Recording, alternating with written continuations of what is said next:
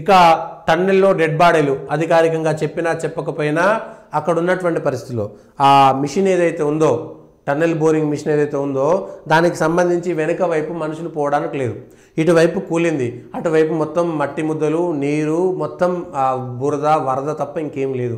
So వాళ్ళు బ్రతికుంటారనేటువంటి ఆశ లేదనేటువంటిది మంత్రి జూపల్లి గారే చెప్పారు. చనిపోయిన డెడ్ బాడీలైనా మంచిగా ఉన్నాయా లేవా, ఆ బురదలో కూరుకుపోయినాయా అనేటువంటి విషయం కూడా తెలియదు.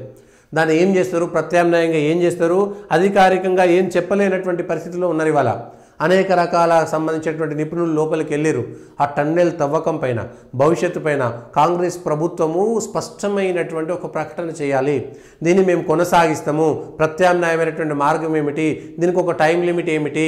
ఇప్పుడు ఆ మిషన్ రావాలంటే 2 ఏళ్ళు పడుతుందట. ఆ టన్నెల్ బోర్ చేసేటువంటి మిషన్ రావాలంటే 2 ఏళ్ళు పడుతుందట. 2 ఏళ్ళ తర్వాత ఆ మిషన్ వచ్చి చేస్తారా? వాళ్ళు చేయగలుగుతారా? ఏమిటి పరిస్థితి? ఎవరు బాధ్యత వహించాలి? టన్నెల్ తవ్వడం మంచిదే, దాన్ని కొత్త ప్రయోగాలు చేయడం మంచిదే. కొన్నిసార్లు అనుకోని ప్రమాదాలు జరుగుతాయి. ఇండ్లు కడుతుంటే, చిన్న చిన్న ఇండ్లు కడుతుంటే కూడా ప్రమాదాలు జరిగినటువంటి అనేక సంఘటనలు ఉంటాయి. అందులో టన్నెల్లో అనేటువంటిది ప్రమాదంతో జీవితమైనటువంటి విషయమే తెలుసు. కానీ దానికి ప్రత్యామ్నాయ ఏర్పాట్లు చేసుకోవడంలో, ముందుగా పసిగట్టడంలో, ముందుగా ఊహించడంలో వైఫల్యం చెందిరు.